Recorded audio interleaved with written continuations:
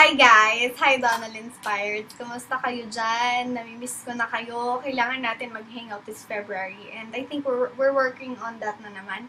Anyways, hindi pa ako, last time na nag-video greet ako sa inyo dito sa Donald Inspired, yung nag-thank you ko about that, yung may binigay sa akin Naalala ko yun, medyo matagal na rin yun. Siguro mga 4 months na ba? Last year pa yun Pasensya na kayo, medyo naging busy lang. At saka nga pala, salamat sa nanood sa Magic Gimmick Revealed. Medyo tatagalan ko to kasi hindi nyo ako palagi nakakausap, di nyo rin ako nakikita. So parang okay na din to, panoorin nyo na lang to, no? Ano bang kukwento ko sa inyo? Today, naglakad ako sa SM. Magsasarado na yung SM, hindi na ako pwedeng pumasok. Pero pinilit ko pa rin. Nandun ako, I had faith na pwede pang pumasok sa supermarket para makabili ng sand ng mga babies ko, sila Drake at Jacob. Anyways, ang baho na kasi dito sa taas dahil naubusan na sila ng sand. Yung sand kasi, ang mga pusa kasi, umiihi sila sa sand. Tapos yung sand na yun, magka-crumple. Tapos yun yung hahakutin ko, tapos ilalagay ko sa basurahan. Ganun po umihi yung mga pusa. Sa mga hindi nakakaalam. Kasi mostly yung mga tao, mas gusto nila aso, di ba? Ako kasi pusa. Kasi mas madali silang alagaan, tapos malambing pa yung mga baby ko. Si Jacob lang ang hindi malambing. Pero pag gutom naman siya, malambing siya. So okay lang yun. Kaya siguro madalas ko siyang ginugutom. Anyways, nga pala yung Muse Magazine sa mga nag-download noon. Salamat din. Ang ganda ng mga pictures, no? Iba talaga yung mga photographers, professional na, no? Tsaka mga nagpo-photoshop dyan. Nga pala, this week, or parang, one whole week ako nahihirapan kasi meron akong malaking pimple dito. Pero hindi niya nakikita yan kasi may makeup. Tinakpan ko siya ng makeup lately kasi parang ewan ko kung nasi-stress ako. Hindi naman ako masyado stressed. Pero, grabe, ang dami-dami kong pimple. Lalo sa likod, Diyos ko po, tingnan nyo. Nagkakaroon ako ng pimple. Yan, oh. Yan. Okay lang. Ganun naman ako noon pa Usually kasi, ang babae, pag malapit na siya magkaroon ng kanyang menstruation, o sa Tagalog, regla, nagkakaroon sila ng pimples minsan. Pero ako, hindi ko sigurado kung ito yung dahilan kung bakit. Kasi dapat February na meron na ako Pero, hindi ko alam kung yun yung dahilan. Kaya inaantay kong magkaroon ako para pag nawala siya pagkatapos kong magkaroon, doon ako pupunta sa doktor para ipatingin kung ano na nangyayari sa akin. At anyways, yun nga pala, tumataba na rin ako! Yes! Tumataba na ako! Tingnan nyo, Tapos tingnan nyo rin, may fat na ako. Kumpara noon, tumataba na ako, which means naging healthy na rin ako. Tapos ilang araw din ako tubig ng tubig. Okay, tuturuan ko kayo. Siyempre, para walang product placement, no? Alisin natin. Okay, kunwari wala namang product placement. Ayan, di ba? Ito, equivalent to 2 glasses of water. Actually, 2 glasses of water ba? Actually, less, more than, pero konti lang naman. So, parang I treat it as 2 glasses of water. 4 na ganito ang kailangan nating inumin sa isang araw. Or, depende rin naman sa katawan mo kung gaano ka kalaki, kaliit, pero I don't know. Yun yung standard, di ba? 8 glasses of water. Sa mga hindi nakaka-keep track, ito na lang. 4 na ganito ang kailangan nyo. Okay? So, yun ang ginagawa ko dito. Kaya tuloy, every 20 minutes, kailangan ko pumunta ng CR. Diyos ko, nakakapagod din minsan pumunta ng CR. Ang ginawa mo yung pagkatapos kong pumunta ng CR, maya-maya nakikipag-usap lang ako, naiihi ako kagad. Pero okay lang yun, ibig sabihin na linis ang sistema natin. Kailangan ng ihi natin, parang clear na, hindi yellow. Pag yellow ang ihi mo, medyo may problema ka sa pag-inom ng tubig. Kasi ganun ako, tamad ako uminom. Lalo na pag manonood ako ng sine. Naku, hindi talaga ako umiinom ng tubig dahil ayoko ma-miss yung mga scenes, diba? Ay, masyado na ba akong madaldal? Kasi gusto kong tong mga update sana. Kasi minsan hindi na rin ako nakakapag-post, no? Okay, pasensya na. Ano pa ba? Ang Flappy Bird! Diyos ko po! Nilalaro ko siya. Tapos I was wondering bakit wala siyang life. Ang pinakamataas kong score doon, 22. 22 lang. Pero, nung naka-1 ako, nag-party ako. Diyos ko, tumalon-talon ako. Gabi. Kasi naka-1 ako. Tapos, pinapakailaman nila yung phone ko. Sila yung naglalaro ng Flappy Bird.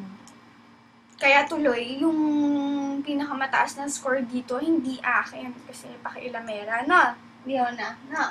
Pakailamera. Sila din, si John V. Isa din yung pakailamera. Ano pa bang ikukwento ko?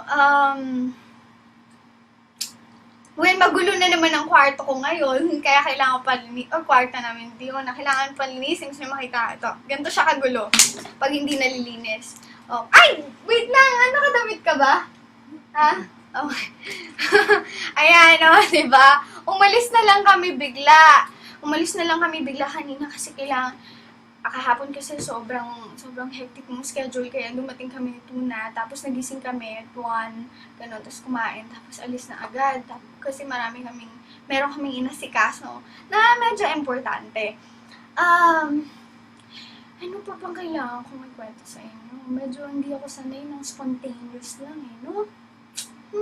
Ay, nga pala, may na-receive ako na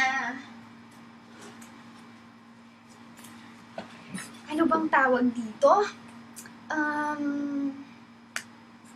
Ano bang tawag dito?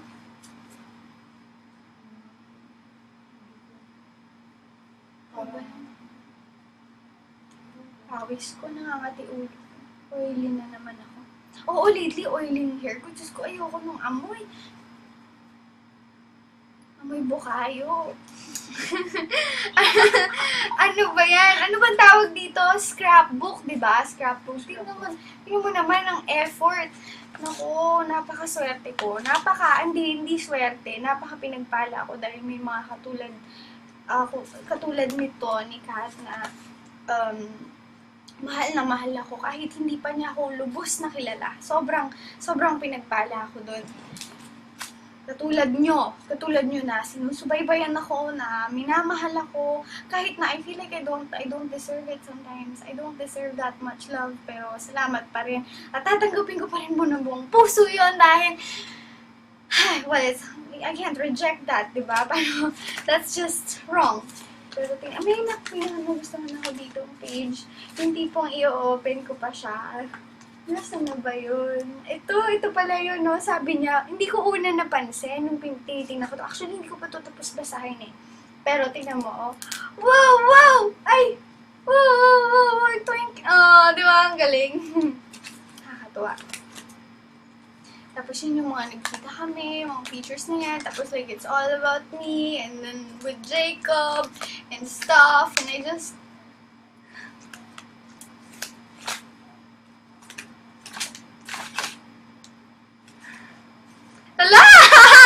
Hala!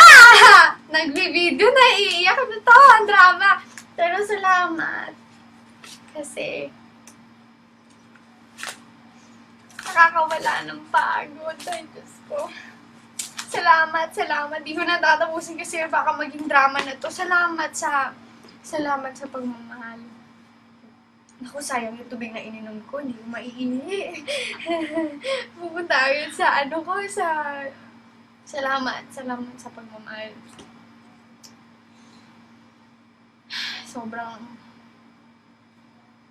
Sobrang nakaka-move. Tsaka, you guys inspire me to be a better person. Alam mo yung, paano ko ba i-explain yun na? Kasi, normal akong tao. Isa akong makasalanang tao na minsan may gustong gawing kalokohan, pero iniisip ko na kapag ginawa ko yung kalokohan na yun, hindi naman yung OA na kalokohan na, pero yung kalokohan na yun, pag ginawa ko, nakaka-impluwensya yun ng mga taong naniniwala sa akin, mga taong iniidolo ako. Ang hirap nga sabihin, pero iniidolo ako ng ibang tao. Parang hindi ko in-imagine kasi na mangyayari yun. Never kong in-imagine na mangyayari yun. Pero nangyayari siya ngayon. So anyways, parang iniisip ko na pag ginawa ko to, maaapektuhan ng ibang tao. So, hindi ko na lang siya gagawin. And it makes me a better person. So parang may mga taong nagsasabi sa akin na nakaka-inspire ka, nagiging mabuti kami dahil sa'yo, may mga ganun. Hindi man ito nagpapa-apply sa lahat, pero meron po talaga nagsasabi sa akin. Tapos yung mga nanay, yung mga parents na nag-message, at hinusuportahan yung paghanga ng anak nila sa akin. Sinasabi na tinutulungan kong mga anak nila that they're getting better. Parang baliktad po yun. Parang hindi ko makita yun. Pero kasi, ang totoo, baliktad talaga eh. I am becoming a better person because of them. Because of you guys. Kasi mas pinipili ko yung mga tamang bagay na gawin kesa sa mga hindi. Dahil ayokong maki-impluwensya ng ibang tao sa masamang paraan.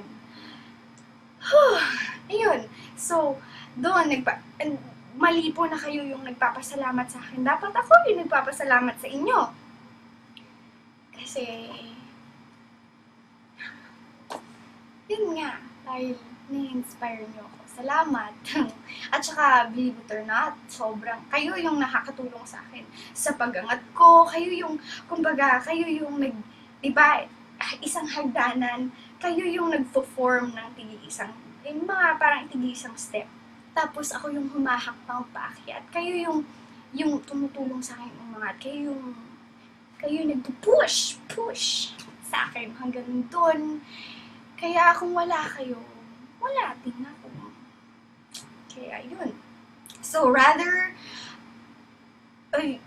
you guys na isipin, instead of you guys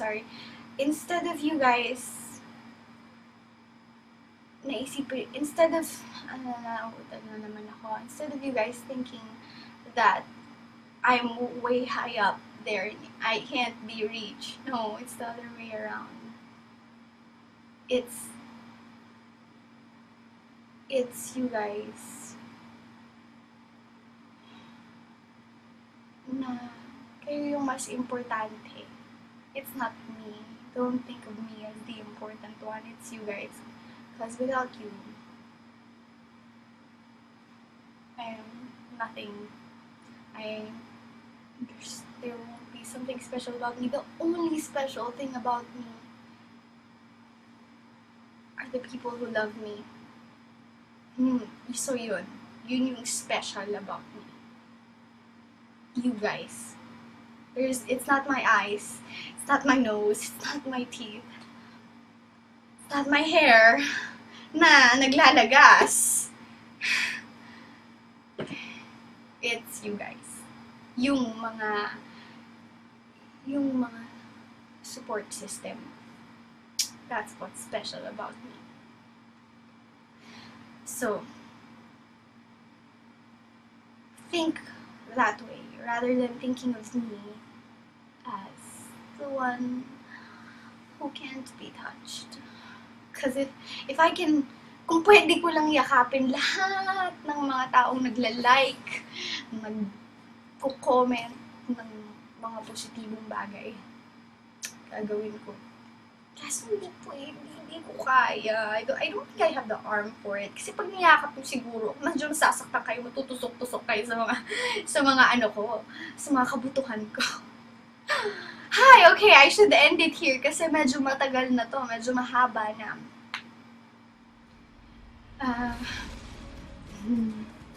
Ano po ba pwede kong sabihin?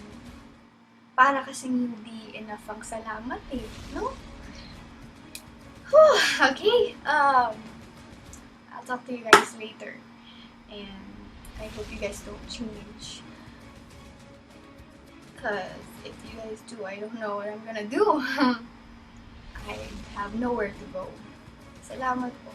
Thank you. And thank you for inspiring me to be a better person. Yun lang. Bye-bye.